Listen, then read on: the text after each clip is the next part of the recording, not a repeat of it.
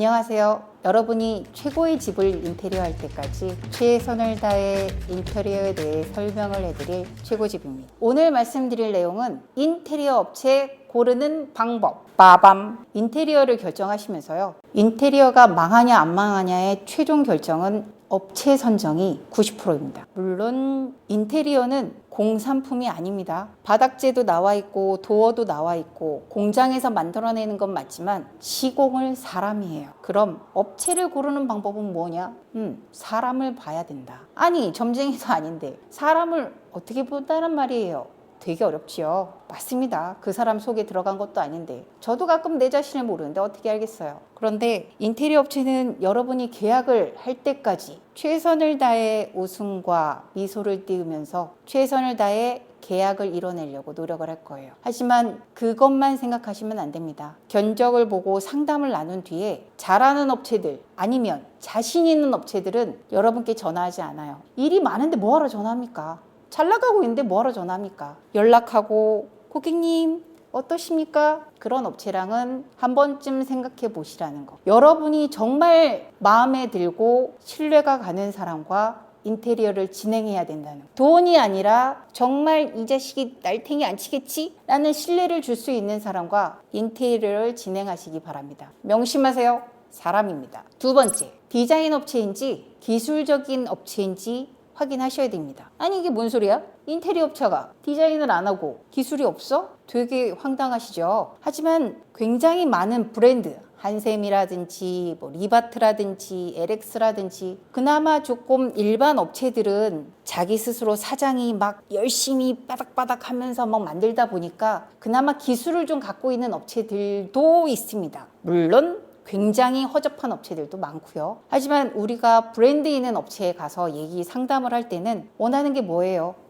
한샘, LX, 리바트 믿을 수 있겠지? 하고 가시겠지만 거기에서 상담하시는 분들 여러분과 수준이 똑같은 사람도 굉장히 많습니다. 그저 3D 디자인 예쁘게 뽑아서 그 거지 같은 집을 예쁘게 조명 넣어서 영상같이 만들어서 보세요.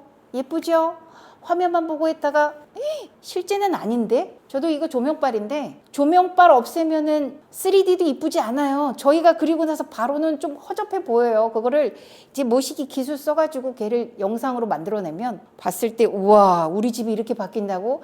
내가 유튜브에서 봤던 그 예쁜 집들이 이렇게 내가 할 수 있다고? 하지만 실질적으로는 그런 집이 나오지 않을 겁니다. 근데 가장 큰 문제는 디자인 업체인데 기술력을 갖지 않은 업체들이 너무 많다 보니까 꼭 디자인만 하는 업체인지 아니면 풍부한 경험이 있어서 기술적인 기능까지 가지고 있는지 꼭 확인하셔야 됩니다. 그거는 어떻게 아느냐? 많이 대화를 나눠보는 방법밖에 없어요. 그리고 그거보다 더 중요한 건 여러분이 인테리어에 대한 지식이 있으셔야 그들이 기술적인 것이 있는지 내가 말하는 거 지금 여러분들이 못 알아들으시니까 이 인테리어 영상을 찍고 있는 건데 여러분이 배우셔서 그들과 저 자식이 나보다 더 모르네?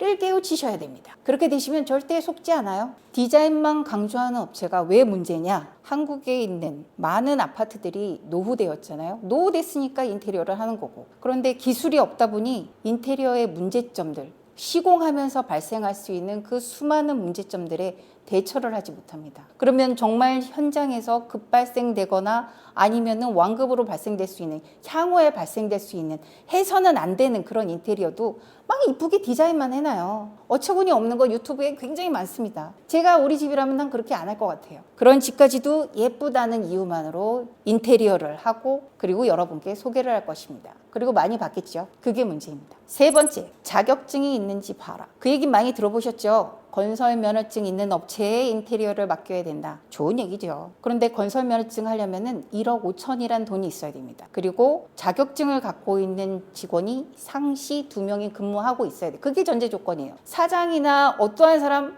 거기 자격증 없어도 다 해도 돼요. 돈만 있으면 할 수 있는 게 건설 면허증입니다. 그거에 대한 나중에 또 다시 건설 면허증의 취약점에 대해서도 말씀드리겠지만 오늘은 거기까지 하고 건설 면허증을 따고도 싶지만 1억 5천이란 돈 게으름 아니잖아요. 영세한 인테리어 업체에서 1억 5천 모으기 굉장히 힘듭니다. 그래서 어느 업체보다 능력이 좋지만 건설 면허증을 따지 못한 업체들이 굉장히 많아요. 그러면 건설 면허증이 없다고 능력이 없는 것이냐? 건설 면허증이 있는 곳만 가야 되냐? 아니죠. 여러분들이 원하시는 게 뭡니까? 저렴한 돈으로 실속 있는 인테리어를 하고 잘하는 인테리어를 하고자 하는 거지. 돈 많이 주고 뭐 다 하는 거 누구를 못합니까? 그런 업체들 중에는 건설 면허증이 없는 업체들도 많아요. 그러면 그걸 어떻게 구분하느냐? 인테리어 업체 아니면 그 설명하고 상담하고 시공하는 함께 작업을 하는 그분이 면허증을 가지고 있느냐, 자격증을 땄냐 안 땄냐를 보십시오. 인테리어 업체 반성하세요. 제가 그걸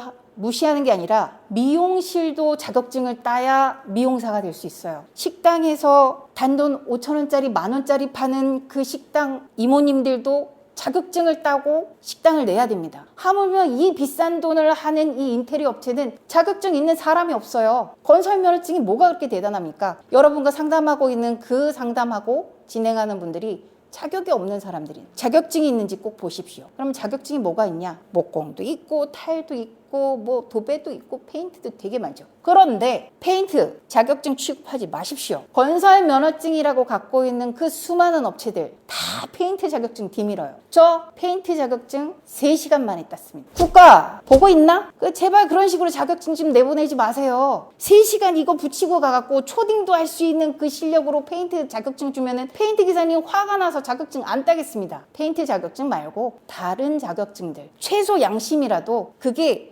자격증이 있다고 해서 꼭 잘하는 건 아닙니다. 하지만 예의잖아요. 매너잖아요. 내가 이만한 열과 성의를 가지고 인테리어에 임하겠다는 마음가짐입니다. 그런 마음가짐도 없이 그냥 인테리어를 해요? 그런 분들은 거르셔야 됩니다. 4번째, 여러분과 상담하고 있는 사람이 현장 시공서부터 관리까지 그리고 상담을 같이 진행해 주시는 분인지 꼭 확인해 보셔야 됩니다. 그게 무슨 말이냐? 아니 상담하면은 견적서도 줄 거고 그러면은 그 사람이 다 관리해 주는 거 아니야? 절대 아니에요. 상담하는 사람만 따로 있어요. 영업사원들만 따로 있습니다. 그분들은 현장 상황이 뭔지도 몰라요. 기기적으로 제품명만 기억하고 소비자들이 뭘 좋아하는지만 가지고 이거 하세요 저거 하세요 얘기하지 현장 상황이나 내용에 대해 전혀 모릅니다. 그럼 어떡하느냐? 견적은 사장님이나 다른 사람이 내고 아니면은 그것마저도 못한다? 그러면은 기사한테 하나하나 견적을 달라고 하겠죠. 그러면 고객님이 상담하러 가서 그 자리에서 견적서를 다 뽑아주는 업체가 있는가 반면에 한 2, 3일, 4, 5일 걸렸다 견적서가 나오는 업체들도 있어요. 견적서 저 앉아서 30분 안에 다 뽑습니다. 현장을 알아야 여러분들이 설명해 주시는 많은 요청사항들 이게 가능한지 안 가능한지 이게 비용 발생이 클 건지 다른 걸로 바꾸시는 게 좋을지 그 다음에 안전한지 안 안전한지도 설명을 해드리고 그 집에 정말 그 집에 맞는 예쁜 집이 아닌 그 집에 맞는 전문가적인 인테리어를 설계해 드릴 수 있습니다. 계약만 하고 현장에 오지도 않고 그리고 현장에 온다 하더라도 뭘 관리해야 되는지도 모르고 도면만 주고 현장 관리인에게 이렇게 해주세요. 잘해주세요. 여러분들도 셀프 인테리어 하시면은 그 기사님들한테 잘 좀 해주세요 하는데 그거 절대 하면 안 돼요. 잘해주세요 하면 너 모르는구나 그러고 마는데 여러분들한테도 그렇게 무시하는데 인테리어 업자라고 무시 안 할 것 같습니까? 그러니까 이 상담하고 여러분들과 얘기하는 사람이 이 전반적인 모든 내용을 알고 있는지 아니면 상담만 하시는 그냥 직원이나 그런 분인지 꼭 생각을 해보십시오. 그리고 확인을 하셔야 됩니다. 내가 상담사한테 어려운 부분에 대해서 요청을 했는데 그걸 알고 있는 상담사가 와서 현장을 관리하지 않으면 누가 알아요? 아무도 모르지. 그러면 내가 요청한 사항이 엉뚱하게 반영이 되겠죠. 그러니까 상담사가 현장 관리까지 하는지 확인해 보시기 바랍니다. 자, 지금까지 여러분들께 인테리어 업체 고르는 4가지 방법 설명해 드렸는데요. 겉만 번지르르하게 보여주는 업체 말고 인테리어 하면서 발생할 수 있는 문제의 원인과 해결 방법까지 여러분들께 제시해 줄 수 있는 진짜 기술자 업체를 찾으셔야 됩니다. 그것이 인테리어를 성공하는 방법입니다. 이 외에도 궁금하신 사항 무척 많으시죠? 견적서를 받았는데 제대로 받은 것인지, 저 업체가 제대로 했는지, 아니면 지금 현재 인테리어를 하고 있는데 문제가 발생이 됐는데 이걸 어떻게 해야 될지, 아니면 이미 인테리어가 끝나서 분쟁까지 간 관계인지, 인테리어에 대한 전반적인 어떤 거 물어볼 곳이 없어요. 그러면은 저희 최고집으로 메일 보내주십시오. 제가 하나하나 최선을 다해 답변 드리도록 하겠습니다. 다른 데 가서 물어봐도 인터넷에서 얘기하는 거 믿지 마세요. 여러분과 사정이 다릅니다. 제가 정답은 아닐 수 있겠지만 최선의 방법으로 알려드리겠습니다. 한 번쯤 거르고 가십시오. 이상 최고집이었습니다. 감사합니다.